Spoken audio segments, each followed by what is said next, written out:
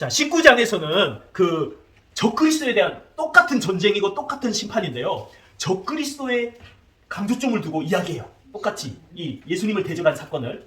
그런데 20장에서는 똑같은 사건인데 사탄의 강조점을 둬서 똑같은 심판의 이야기를 한 번 더 해요. 그게 20장 내용이에요. 자, 그런 이해를 가지고 20장에서는 누구에 대한 심판이다? 사탄에 대한 심판을 이야기하고 있습니다. 자, 20장에 들어가기 전에 아주 중요한 단어 하나를 우리가 해석하고 들어가야 돼요. 이 단어 하나 해석에 따라서 20장 해석이 완전히 달라지거든요. 20장에 천년이란 단어가 여러 번 나와요. 이 천년이 뭔지 우리가 바르게 알아야 20장 전체를 바르게 해석할 수 있습니다. 자, 이 천년을 어떻게 해석할 것인가? 4가지 방법으로 해석을 해요. 4가지 방법으로. 첫 번째 해석 방법은 뭐냐면 역사적 전천년설이에요. 예수님이 천년 왕국 전에 재림하신다는 거예요. 예수님 재림하신 후에 천년왕국이 있다. 이게 역사적 전천년설. 쉽죠? 예수님 재림하신 후에 그 다음에 천년왕국이 있다. 그리스도와 더불어 왕노릇하고 사탄은 결박된 청년을 보낸다. 자, 이게 역사적 전천년설인데, 자, 이 천년이 지나면 어떻게 돼요? 마귀가 풀려나고 다시 대적했다가 심판받고 끝나는 거예요. 자, 이거는 문자적으로 성경을 해석을 하는 겁니다. 대표적인 학자는 이레니우스라는 그 초대교회 교부가 있어요. 자, 그리고 두 번째 학설은 뭐예요? 세대주의적 전천년설이에요. 똑같이 역사적 전천년설하고 똑같이 예수님 재림하고 나서 천년을 보내요. 그건 똑같아요. 근데 문제가 있어요. 예수님이 몇 번 재림하세요? 2번 재림한다고 해요. 세대주의적 전천년설은. 한 번은 공중에 재림을 해요. 공중에 재림을 하고 사람들이 들림받고 휴거하고 7년 동안 공중에 머물면서 잔치를 해요. 그리고 7년 동안 땅에서는 대박해가 있고 7년이 지나면 예수님이 한 번 더 재림해요. 이번에 땅으로 재림해요. 그때 그 7년 동안 구원받지 못한 사람들 중에 구원받는 사람 생기고 유대인이 돌아오고 이런 역사가 있대요. 자, 그 후에 이제 천년왕국을 또 보내고 그리고 천년왕국 뒤에 또 사단이 풀려나서 이렇게 대적하다가 심판받고 끝나는 거예요. 자, 2번 재림한다. 이걸 주장하는 게 세대주의적 전천년설이고요. 이거는 19세기에 나왔어요. 뒤늦게 나온 학설이고 존 넬슨 답이란 사람이 이걸 주장했어요. 자, 세 번째 학설은 뭐냐면 후천년설이에요. 후천년설. 이 얘기는 뭐냐면 천년왕국 후에 예수님이 온다는 거예요. 앞에 전천년설은 뭐예요? 예수님 오신 다음에 천년왕국이 있다. 예수님과 더불어 왕노릇하고 사단이 결박되고 이게 예수님 재림 후에 있다. 역사적 전천년설인데 후천년설은 복음이 증거되고 막 예수 믿는 사람이 많아지고 점점 하나님 나라가 되고 살기 좋아지다가 최고 극점에 달았을 때 예수님이 오셔가지고 그 다음에 세상을 심판하고 끝나는 거예요. 자, 이게 후천년설. 17세기 청교도들, 18세기 영적 부흥을 경험한 사람들이 와, 영적으로 부흥하고 교회가 많아지고 하니까 점점 어떻게 보겠어요? 긍정적으로 보겠죠. 그렇죠? 아, 이러다가 주님 오시는 거 아니야? 그리고 19세기에는 선교가 엄청나게 일어나요. 선교의 세기예요. 야, 복음이 온 세계에 증거되게 있어. 야, 이러다가 이제 이렇게 증거되다 보면 온 세계가 복음화되고 주님 오시는 거 아니야? 긍정적으로 생각했어요. 이게 뭐예요? 후천년설. 조나단 에드워즈 같은 그 부흥의 주역들이 이런 생각을 했어요. 자, 그리고 마지막은 무천년설이에요. 무천년설. 무천년설은 천년이 없다는 거죠. 다른 말로 현천년설이라고 하는데 뭐냐면은 이거는 이 천년을 문자적으로 보지 않고 상징적으로 보는 거예요. 그래서 예수님 초림부터 재림까지 그 사이가 천년 왕국이다. 그리스도와 더불어 왕노릇하는 거다. 즉 지금 이 시대 예수님과 더불어 우리가 왕노릇하는 시대다. 라고 이렇게 상징적으로 보는 거예요. 그래서 현천년설, 현재가 천년이다 라는 학설이기도 합니다. 어거스틴과 칼빈이 주장했어요. 야, 복잡하죠. 복잡한데 정리를 하면은 복잡한 게 하나씩 없어져요.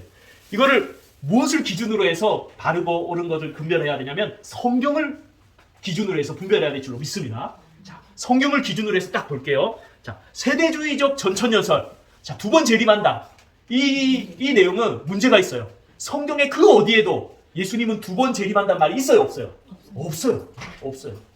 재림에 대한 여러 사건이 있는데 그 본문을 연구하면 다 똑같은 마지막 나팔에 이런 표현들이 나오면서 한 번의 재림밖에 없다는 걸 우리가 본문을 연구해보면 알 수 있어요. 2번 재림하는 게 성경에 없기 때문에 이 세대주의적 전천년설은 맞아요? 틀려요? 틀린 거예요. 성경에 없기 때문에. 자, 그런데 이 세대주의적 전천년설이 옛날에 유행했어요.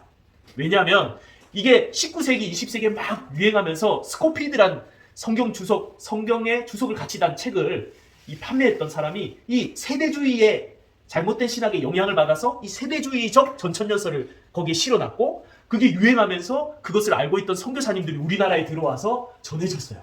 그분들이 선교는 너무 훌륭했지만 아직 종말론은 미흡한 부분이 있었던 거예요. 그래서 그 영향을 받았던 옛날 목사님들, 옛날 어르신들은 이 세대주의적 전천년설을 주장해요.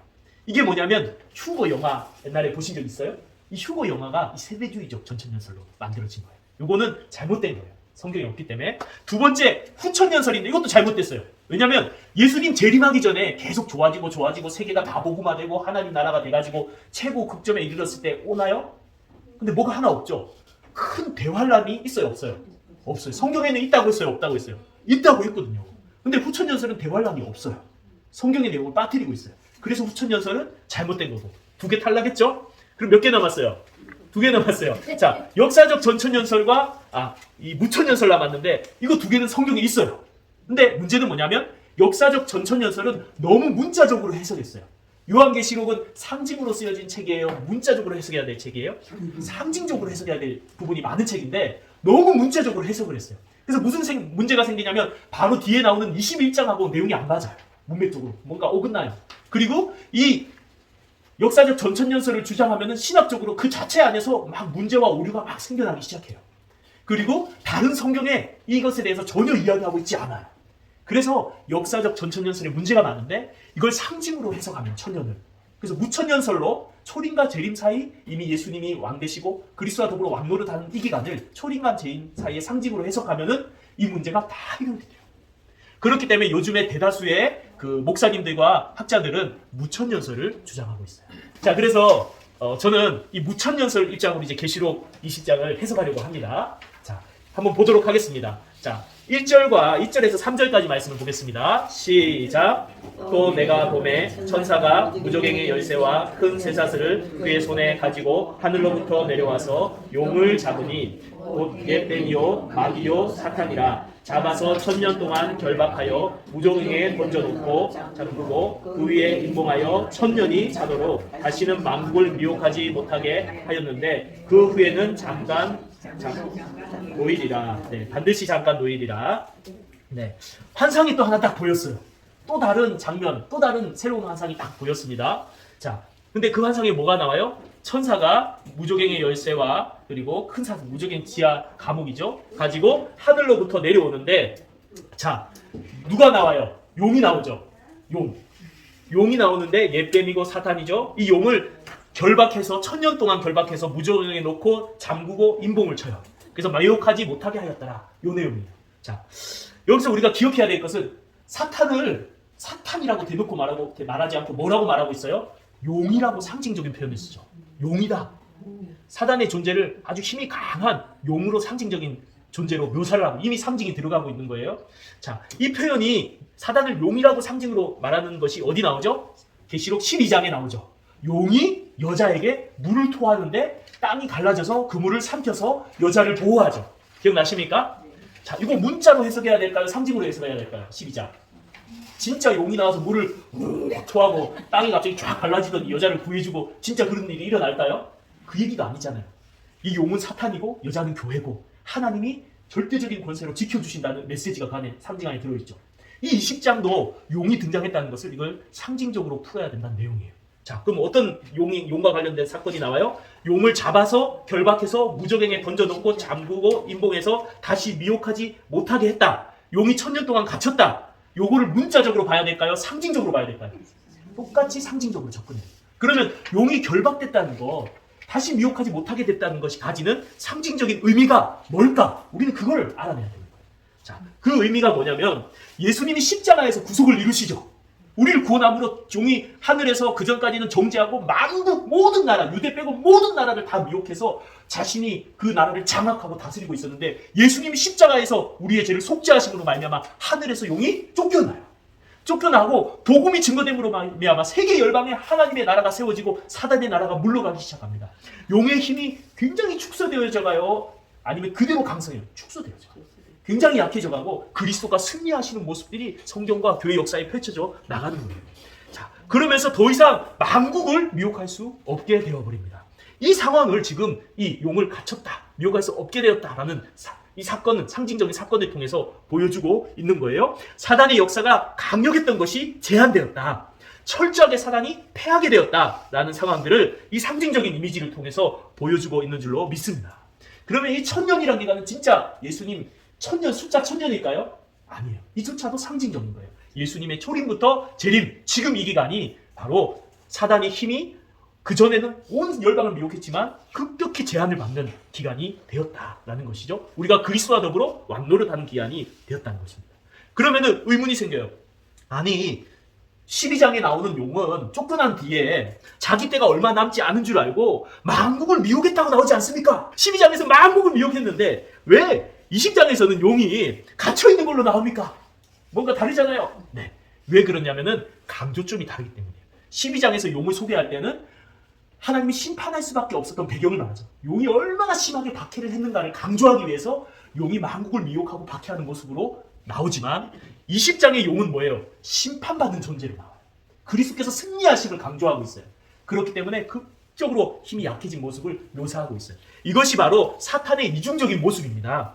그리스도의 십자가 사건을 통해서 제압당해서 결박당했기 때문에 만국을 미혹할 수 없고 그 다음에 힘의 제한을 받게 되지만 동시에 지금 사탄은 우는 사자처럼 삼킬 자를 찾으면서 미혹하고 있는 이 이중성을 성경은 다 이야기하고 있는 거예요.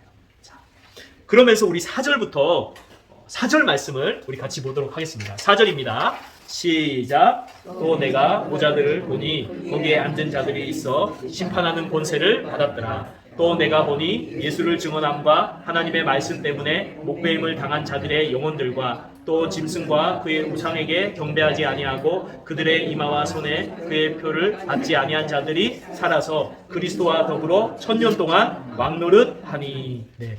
또 다른 장면이 딱 환상이 보였어요. 내가 보니까 뭐가 보냐, 보좌들이 보여. 보좌들이 여러 보좌들이 많이 보이는데 거기 앉은 사람들이 많이 있는 거예요. 그러면서 그들이 심판하는 권세를 받았어요. 또 보니까 예수를 증언함과 하나님 말씀 때문에 목배임 받은 자의 영혼들과 그리고 짐승과 그의 우상에게 경배하지 않고 이마에 손에 표를 받지 않는 자들이 살아서 1000년 동안 왕노릇하더라. 자, 이게 무슨 표현일까요? 자, 보좌에 앉은 자들부터 갑시다. 보좌에 앉은 자들 누굴까요? 하늘 보좌에 앉은 자들. 바로 뒤에 나오고 있어요. 누구예요? 목배임 당한 자들. 방금 읽은. 그리고 짐승의 표를 받지 않은 자들. 목배임 받은 자들이라는 것은 순교자들 말합니다. 그리고 짐승의 표를 받지 않았다는 것은 순교당하지 않았지만 믿음을 지키며 신앙을 지키며 살아가고 있는 성도들 말이에요. 자, 순교당하고 또 믿음을 지키다가 죽은 자들, 그들이 하늘 보좌의 왕자에 앉아서 그리스도와 더불어 왕노릇하고 있는 모습을 보여주고 있는 거예요. 동시에 이 땅에 살아있는 성도들 또한 하나님의 왕자에 앉은 자들로서 그 하나님께서 예비하신 그 보좌에 앉은 자들로서 이 땅에서 왕노릇하며 살아가는 것을 묘사하고 있는 거예요. 자, 그들이 어떻게 되었다고요? 살아서 1000년 동안 왕노릇하리라. 이 살아서가 무슨 표현일까요? 이 살아서는 무슨 표현이냐면은 바로 뒤에 나가면 그다음 5절에 보면 첫째 부활이라 이런 표현이 나오는데 첫째 부활을 말합니다. 이 살아서는 영적으로 죄와 사망 가운데 죽어있던 영혼들이 예수님을 믿고 거듭남으로 말미암아 살아나는 것, 영원히 살아나는 것을 의미해요. 영원히 살아나는 것. 자, 이것을 잘 설명하는 성경 구절이 에베소서 1장 20절과 21절이에요. 그의 능력이 그리스도 안에서 역사하사 죽은 자들 가운데서 다시 살리시고 하늘에서 자기의 오른편에 앉히사 모든 통치와 권세와 능력과 주권과 이 세상뿐 아니라 오는 세상에 일컫는 모든 이름 위에 뛰어나게 하시고. 이건 에베소서에서 이미 예수님을 믿고 이 땅을 살아가는 에베소 교회에게 하시는 말씀이에요. 교회에게, 살아있는 성도에게 뭐라고 말하고 있어요? 죽은 자들 가운데서 다시 뭐 하시고? 살리시고. 자, 이 살렸다는 표현은 어떤 표현이에요? 영원히 살아났다는 거예요. 거듭났다는 거예요. 구원받았다는 거예요. 자, 중생했다는 표현입니다. 자, 그 영혼을, 죄와 사망으로 죽었던 영혼들을 예수 그리스도께서 다시 살리신 줄로 믿습니다. 자, 이게 첫째 부활이에요. 그 다음에 거기서 끝나지 않고 어떻게 해요? 하나님 자기의 우편, 그리스도의 우편에 앉히셨어요. 통치와 권세와 능력과 주권을 주셨습니다. 그리스도와 더불어 왕노릇, 이미 이 땅에 살고 있는데 하늘에 앉혔대요. 이 말이 무슨 표현이에요? 이 땅을 살아가는 성도들은 이미 하늘 보좌에 앉은 지위를 가지고 살아가는 자들인 줄로 믿습니다. 그래서 뭐라고 말하냐면 밑에 보면 계시록 5장 9절 10절에 이런 표현이 있습니다. 각 족속과 방언과 백성과 나라들 가운데 사람들을 피로 사서 하나님께 드리고 그들로 우리 하나님 앞에서 나라와 제사장들을 삼으셨으니 그들이 땅에서 왕노릇 하리로다 하더라. 아멘. 우리가 땅에서 왕노릇 하게 될 줄로 믿습니다. 자, 이 계시록 방금 읽은 이 본절 4절의 말씀이 뭐냐면 하늘에 순교당한 성도들은 하늘의 보좌에 앉아서 그리스도와 더불어 왕노릇하고 있고 우리도 죽어서 천국 가면 왕노릇을 할 줄로 믿습니다.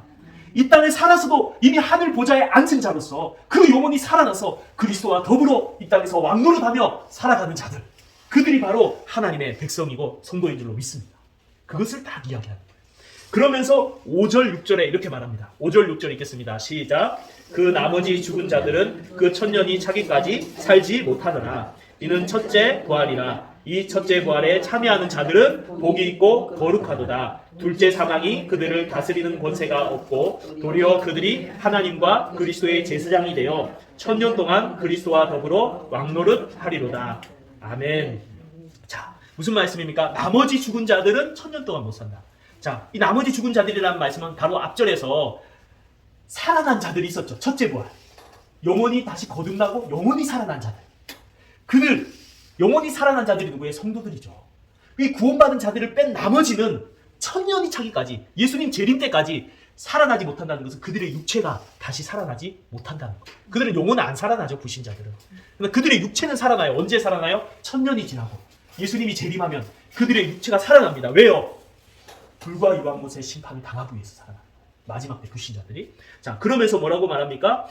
자, 첫째 부활에 참여하는 자들, 즉 영혼이 거듭나고 살아난 자들이 뭐가 있도다? 복이 있도다. 왜 복이 있어요? 둘째 사망. 둘째 사망이 뭐예요? 불과 유황불에 떨어지는 거예요. 심판이에요. 이 불과 유황불에 떨어지는 둘째 사망의 심판을 당해요, 안 당해요? 첫째 부활, 영생 거듭난 사람은, 영혼이 살아난 사람은 안 당하죠. 그렇기 때문에 복이 있도다. 또 왜 복이 있습니까? 천년 동안 이 주님 초림부터 재림 이기감까지 그리스도와 더불어 뭐 한다? 왕노릇 하리로다. 그렇기 때문에 복이 있다. 사랑하는 성도님들, 우리는 복이 있는 자들인 줄로 믿습니다. 자, 그래요. 우리는요, 여러분, 왕 같은 제사장이라고 그랬어요, 베드로 사도가. 옆에 있는 분들을 향해서 이렇게 이야기하겠습니다. 당신은 왕 같은 제사장입니다. 당신은 왕이고 제사장입니다. 엄청난 사람들이 지금 왕이 몇 분 앉아 계신 거예요. 엄청난 분들이 계신 거죠. 하늘 보좌에 이미 왕자가 있어요. 보장되어 있습니다. 그래서 하늘에 이미 앉은 자들이라고 표현할 정도로 이미 여러분들, 우리는 하나님이 왕으로 부른 줄 믿습니다. 그리스도와 더불어 예수 믿는 순간 왕노릇 하는 줄 믿습니다. 자, 고대 왕이 뭐 했어요? 그러면 한번 생각해보세요. 고대 왕이 뭐 했어요? 고대 이스라엘의 왕은 그 대적들을 전쟁하고 싸우고 이기고 물리쳐서 승리하고 정복했습니다. 그리고 그것을 하나님의 말씀으로 통치하고 다스렸습니다. 이게 고대 왕이 한 일들이에요. 자, 다윗이 그런 왕이었죠. 대적을 이기고 그리고 그것을 하나님 말씀과 뜻에 따라 통치했죠. 그래서 하나님 나라를 이루었죠. 우리가 왕 같은 제사장이다, 왕이다는 편, 우리가 이 땅에서 그러한 삶을 살아가야 될 줄로 믿습니다. 죄와 싸워 이기고, 사탄과 싸워 이기고, 우리에게 눌리고 있는 모든 불법과 싸워 이기고, 하나님의 말씀으로서 우리의 삶을 통치해 나가고, 세상을 통치해 나가고, 하나님의 복음으로서 세상을 정복해 나가는 그러한 삶을 살아가는 것이 존귀한 왕의 삶인 줄로 믿습니다. 그것을 위해서 부름받은 존귀한 자들이. 그러면 왕답게 이 땅을 우리가 살아가야 될 줄 믿습니다. 사단한테 맨날 쥐터지고 지어가지고 시키는 대로 하고 막 두려워 떨고 이러면 될까요, 안 될까요? 왕의 권세를 주셨어요. 하늘과 땅의 권세가 내게 있으니 내가 함께 하겠다 주님 약속하셨습니다. 그 주님이 주신 권세, 성령의 권세로 사단과 싸우고 사단의 나라를 정복하고 복음을 증거하고 하나님 말씀으로 죄의 세력들을 다 몰아내고 하나님의 통치를 이루는 존귀하고 거룩한 왕의 삶을 살아가시기를 주님의 이름으로 축복합니다. 찰스 스토드라는 사람이 있었어요. 이분은 1860년대 영국에서 태어났는데 굉장히 잘생겼어요. 키도 크고. 그리고 부잣집에서 태어났어요. 그리고 이분이 명문대학교 케임브리지 대학에서 공부를 했고 크리켓이라고 야구 비슷한 거 있죠. 영국에서 유명한 그 크리켓 국가대표였고 결승전에서 우승으로 이끈 주장이었어요. 그러니까는 우리나라 축구 대표하고 똑같은 거예요. 주장하고 똑같은 손흥민급이에요. 얼마나 인기가 있겠어요. 그냥 출세의 길이 열린 사람이에요. 근데 이분이 D.L. 무디 목사님이 영국에 와서 설교했는데 그 집회에 참석했다가 예수님을 만나버렸어요. 회심하고 성령을 받아버렸어요. 그러고 나서 자신의 전 재산을 아버지가 물려줬는데 얼마나 많겠어요. 부자였는데. 그걸 전부 다 어디다 무디 성경학교에 기부하고 이분은 나머지는 조지 뮬러 그 고아원에 기부해버렸어요. 그리고 나서 내 인생을 하나님께 드려야겠다. 그리고는 중국 선교에 10년을 자기를 바쳤어요. 아편으로 중독된 사람들 700명을 구원했어요. 그리고 나서 다시 6년의 인도에 가서 선교했어요. 이제 50대가 되고 몸이 쇠약해졌는데 하나님이 중앙아프리카에서 부르는 그 부르심을 듣고 그가 콩고에 가서 18년을 선교해요. 그리고 마지막 그의 생명이 다해가는 순간 아내에게 마지막 편지를 썼는데 이렇게 편지를 썼습니다. 내가 보기에 이제 이 세상을 떠날 때가 다가오고 있는 것 같습니다. 그러나 나는 기뻐할 이유가 몇 가지 있습니다. 첫째, 중국에 선교를 갔다는 사실. 둘째, 주님의 말씀을 따라 제사를 기쁘게 드렸다는 사실. 셋째, 아프리카에 가서 내 생명을 주님께 바치기로 한 사실. 나의 유일한 기쁨은 하나님께서 내게 하실 일을 주셨을 때 그것을 거절하지 않았다는 것입니다. 이렇게 편지를 쓰고 71세의 나이로 콩고에서 하늘의 보좌에 가서 앉아버렸어요. 이 땅에서 왕같은 자로서 복음으로 세상을 정복하고 말씀의 순종함으로 하나님 통치를 이루었던 왕같이 살아갔던 위대한 선교사님이었어요. 우리도 이 땅을 사는데 여러분 다 왕이십니다. 네. 존귀한 분들이세요. 이 땅을 왕같이 살아갈 수 있는 하나님의 백성들이 되시기를 바랍니다. 자, 7절로 넘어가겠습니다. 7절, 다 같이 7절 8절 읽겠습니다. 시작. 천년이 잠에 사탄이 그 옥에서 놓여 나와서 땅의 사방 백성 곧 곡과 마곡을 미혹하고 모아 싸움을 붙이리니 그 수가 바다의 모래 같으니라. 아멘. 자, 천년이 드디어 지났어요. 천년이 지났다는 건 예수님 재림할 때가 다 됐다는 거죠. 자, 초림에서 재림까지니까 이 재림할 때가 다 되어질 막바지에 누가 풀려나요? 사단이 풀려나요. 그때까지 결박되어서 힘이 제약을 당했고 성도들을 박해는 했지만 온전히 박해를 하지 못했는데 제약이 풀려나. 그래서 사단이 풀려나면서 대환란이 있을 겁니다. 마지막 때. 그래도 두려워할 필요 없어요. 누가 이기세요? 예수 그리스도가 승리한 걸 우리 이미 알고 있거든요. 풀려나는 거예요. 대환란이 있습니다. 그런데 뭐라고 표현하냐면 땅의 사방 곡과 마곡을 미혹하여서 싸움을 붙일 것이다. 이렇게 말해요. 그리스도를 대적한다는 거예요. 이 곡과 마곡이 뭘까요? 에스겔서 38장 2절. 인자야 너는 마곡 땅에 있는 로스와 메섹과 두발 왕 곧 고게게로 얼굴을 당하고 그에게 예언하여. 자, 여기 보면 곡이 뭔지 나와 있어요. 곡은 누구예요? 로스와 메섹과 두발 왕. 곡은 누구예요? 왕이에요. 왕. 두발 왕. 이 지역들 왕인데 에스겔서 38장 전체를 살펴보면은 북쪽 땅과 남쪽 전체를 지배하는 왕이 곡이에요. 곡. 그러면 마곡은 뭘까요? 너는 마곡 땅에 있는 이라고 표현하고 있죠. 로스와. 이 마곡은 땅을 말해요. 땅. 통치하는 지역을 말해요. 나라를 말해요. 자, 곡은 누구예요? 왕이고 마곡은 나라예요. 나라. 자, 이 곡과 마곡. 자, 이것을 어떻게 해석하냐면 에스겔서를 연구하는 학자들은 다 에스겔이 포로로 끌려가서 에스겔서를 썼잖아요. 근데 이 바벨론의 포로로 끌려갔는데 이 바벨론 왕하고 바벨론 나라는 망할 것이다. 대놓고 말할 수 있어요? 없어요? 없죠. 잡혀가 죽죠. 그래서 돌려서 말하는 거예요. 이 곡과 마곡이 학자들도 어느 나라인지 도대체 제대로 파악이 안 되는데 학자들의 결론은 뭐냐면 이 바벨론 왕을 곡과 마곡으로 돌려서 심판받을 것에 대해서 바벨론 심판에 대해서 이야기했다라고 그렇게 에스겔서 학자들은 말해요. 자, 그러면은 그 의미를 우린 가져오면 되죠. 마지막 때에 곡과 마곡과 같이 하나님께서 그들이 세력을 모으고 그리스도를 대적하지만 하나님께서 그들을 반드시 뭐 하실 것이다? 심판하실 것이다 라는 것을 알 수 있습니다. 이 에스겔서의 이미지를 가져와서 마지막 때에 그리스도를 대적할 사단과 이 세상 세력을 비유적으로 상징적으로 표현하고 있는 겁니다. 자, 9절 말씀을 읽겠습니다. 자, 곡과 마곡 사탄이 어떤 일을 벌이는지 9절 시작. 그들이 지면에 널리 퍼져 성도들의 진과 사랑하시는 성을 두루매 하늘에서 불이 내려와 그들을 태워버리고. 네, 그렇죠. 성도들의 진, 이 표현은 뭐냐면 광야에서 이스라엘 백성이 성막을 짓고 하나님의 성막 주위에 텐트를 치고 사는 그것을 성도들의 진이라는 표현이 가진 의미예요. 자, 그리고 사랑하는 성은 예루살렘 성. 이 두 가지 의미는 다 똑같아요. 교회를 말해요. 교회. 자, 이 교회를 어떻게 한다고요? 두른다. 널리 퍼져서 두른다. 위협한다. 큰 환란이 있다. 어떤 분들은 이 부분을 잘못 해석해가지고 진짜 물리적인 전쟁이 일어날 것처럼 생각을 합니다. 그래서 어떤 구체적인 나라들이 서로 전쟁하고 있고 그러면은 옛날 이라크 전쟁이 일어났을 때 곡과 마곡의 전쟁이 드디어 생겼다. 뭐 이런 얘기들이 돌았어요. 그런 거 아닙니다. 물리적인 전쟁이 아니라 상징적인 영적인 의미에서의 전쟁, 성도들을 향한 사단의 세력과 이 세상의 박해, 큰 환란의 박해를 의미하고 있는 거예요. 자, 이런 박해가 있을 것인데, 자, 그런데 이번에도 너무 쉽게 끝나요. 뭐라고 말해요? 9절 끝에? 이렇게 둘렀는데 하늘에서 불이 내려와 그들을 태워버리고 한 방에 끝나요. 너무 간단하게. 하나님이 사탄을, 그 대적들을 심판하실 줄로 믿습니다. 자, 전쟁이 두 가지 전쟁이 나왔어요. 아마겟돈 전쟁 들어보셨어요? 곡과 마곡의 전쟁 들어보셨어요? 이 두 개가 다른 걸까요? 같은 걸까요? 같은 거예요. 같은 거. 이 아마겟돈 전쟁이라고 표현할 때 적그리스도를 강조점을 두고 한 전쟁인데 적그리스도와 거짓 선지자와 사탄과 대적하는 모든 세력들이 힘을 모아서 그리스도와 성도를 박해하고 대적하려고 하는 이 사건을 두 가지 관점으로 강조점을 두고 보는 거예요. 아마겟돈 전쟁은 누구예요? 적그리스도의 강조점을 두고 심판의 강조점을 두고 보고, 곡과 마곡의 전쟁은 사탄의 강조점을 두고 그 심판의 강조점을 두고 보고 있어요. 똑같은 사건이지만. 자, 그러면 그런 관점을 가지고 보면 되겠습니다. 하늘에서 불이 내려와서 심판을 해버립니다. 끝나버립니다. 자, 10절 말씀 읽겠습니다. 시작.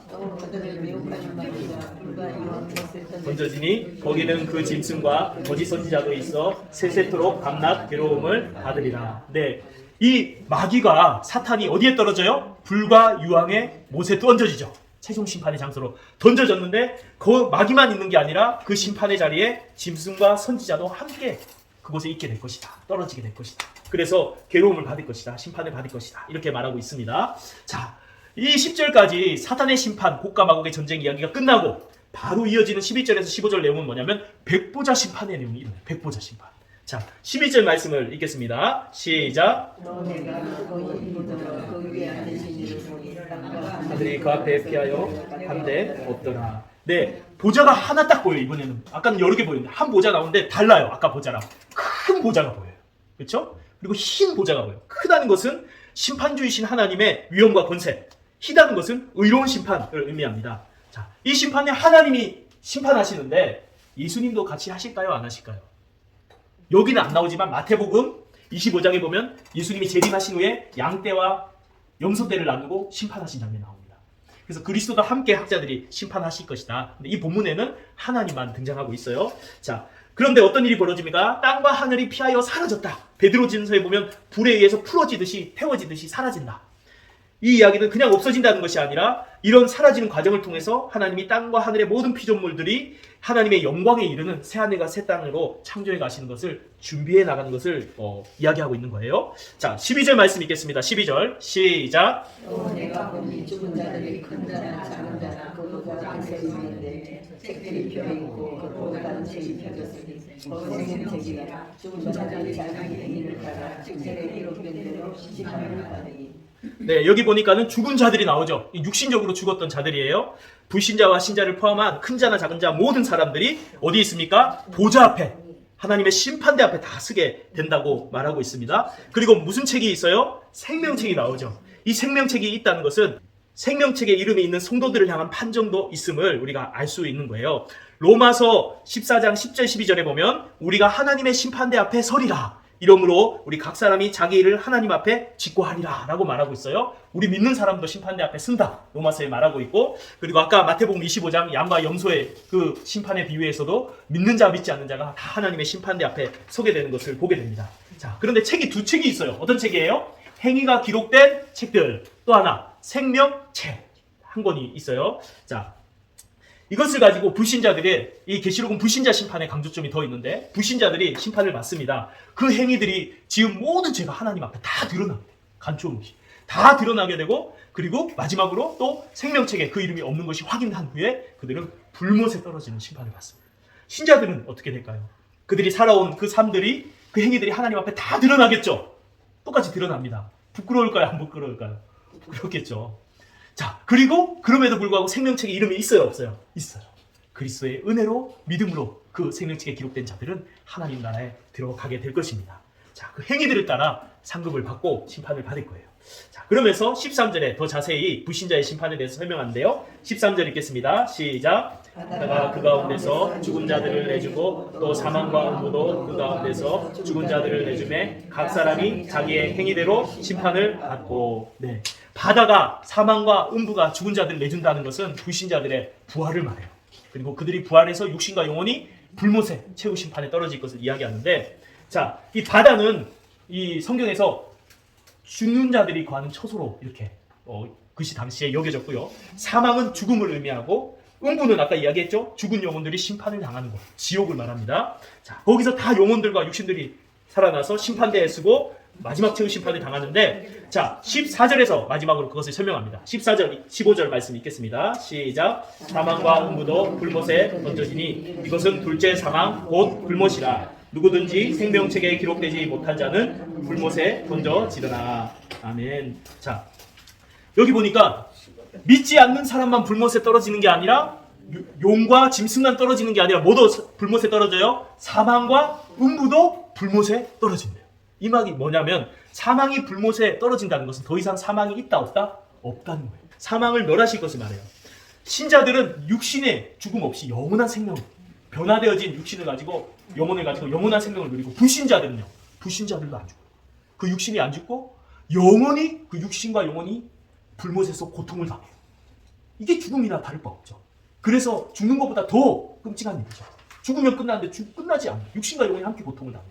그래서 성경에서 뭐라고 말하냐면 14절에서 불못에 떨어지는 것을 둘째 사망이라고 말합니다. 둘째 사망. 자, 음부도 떨어집니다. 불못에. 음부는 뭐라 그랬죠? 영원히 심판을 받는 지옥, 고통당하는 곳을 말했죠. 그 음부도 떨어진다는 것은 최후 심판 때 완성된 지옥에 영혼만 고통당하는 그 음부 지옥도 하나로 통합되어져서 완전한 심판의 장소가 되는 것을 의미하는 거예요.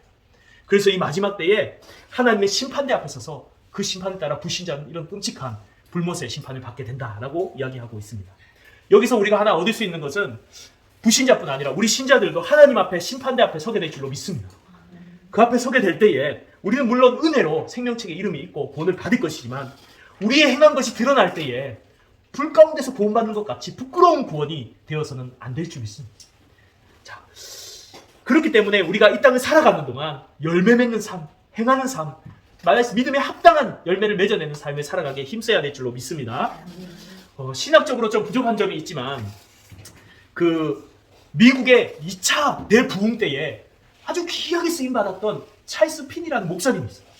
이분이 법률을 공부했어요. 그래서 변호사가 되려고 법률사무소에서 인턴으로 열심히 일하고 있을 때였습니다. 어느 날 하나님이 이 찰스 핀이를 부르셨어요. 그러면서 이렇게 말씀하셨습니다. 피니야, 너 이 코스가, 이 법률 변호사 준비하는 코스가 다 끝나면 뭘 할 거니? 예, 저는 개혁을 해서 변호사가 될 겁니다. 그 다음에는 뭐 할 거니? 부자가 될 겁니다. 그 다음에는 뭐 할 거니? 은퇴할 겁니다. 그 다음에는 뭐 할 거니? 죽을 겁니다. 그 다음엔 뭐 할 거니? 가만히 생각해 보세요. 갑자기 무서운 마음이 들어요. 하나님의 심판대 앞에 설 겁니다. 그 얘기를 자기가 해놓고 그 말이 감당이 안 되는 거예요. 그래서 숲속으로 막 뛰어가서 두려운 마음 때문에 막 기도를 했어요. 평안이 임할 때까지 막 기도를 하는데 하나님이 어떤 장면을 딱 보여주는데 자기가 하나님 법률을 공부했으니까는 심판에 대해서 잘할 거 아니에요. 자기가 하나님 심판대 앞에 딱 서 있는 거예요. 그러면서 자기 모습을 이 법률학과니까 막 법률 공부했으니까 막 이렇게 자기를 돌아보니까는 4년간 법률을 공부한다고 살아오신 자기 삶을 살펴보니까 자기만을 위해서, 자기 이익만을 위해서 살았다는 사실이 드러나는 거예요. 하나님 심판대 앞에서. 너무 두렵고 부끄러운 거예요. 하나님 영광하고 하나도 관계없이 살아온 거예요. 이 법을 전공한 사람이 자기 삶을 보니까 정나하게 하나님 심판대 앞에 드러난 자기의 이기적인 모습을 보면서 너무 두려워합니다. 그래서 하나님 앞에 울부짖으면서 기도했습니다. 하나님, 저를 살려주세요. 막 회개를 하면서 하나님, 저만을 위해서 살았어요. 잘못 살았어요. 하나님 심판대 앞에 두려운 마음을 가지고 막 회개를 하는데 하나님이 은혜를 주시고 회개의 은혜를 주시고 마음의 평안을 쫙 주셨어요. 그리고 그가 돌아옵니다. 그리고 그 삶이 완전히 바뀌어버려요. 하나님을 위해서 살아가기 시작해요. 많은 영혼들에게 복음을 전하기 시작해요. 수많은 영혼들이 그를 통해서 예수님을 믿고 구원받게 돼요. 미국 땅 전체가 영적인 부흥의 역사가 일어나고 거기에 귀하게 쓰임받는 하나님의 종이 되었습니다. 여러분, 우리가 하나님의 심판대에 다 쓸 거예요. 그날에 우리가 부끄럽지 않도록 너 어떻게 살았니? 먹고 사느라 정신이 없었습니다. 나만을 위해서 살았습니다. 그럴 것이 아니라 주님의 영광을 위해서 살아간 삶의 열매들을 가득 품에 안고 하나님 앞에 설 수 있도록 우리가 주의 영광을 위해서 살아가시기를 주님의 이름으로 축복합니다.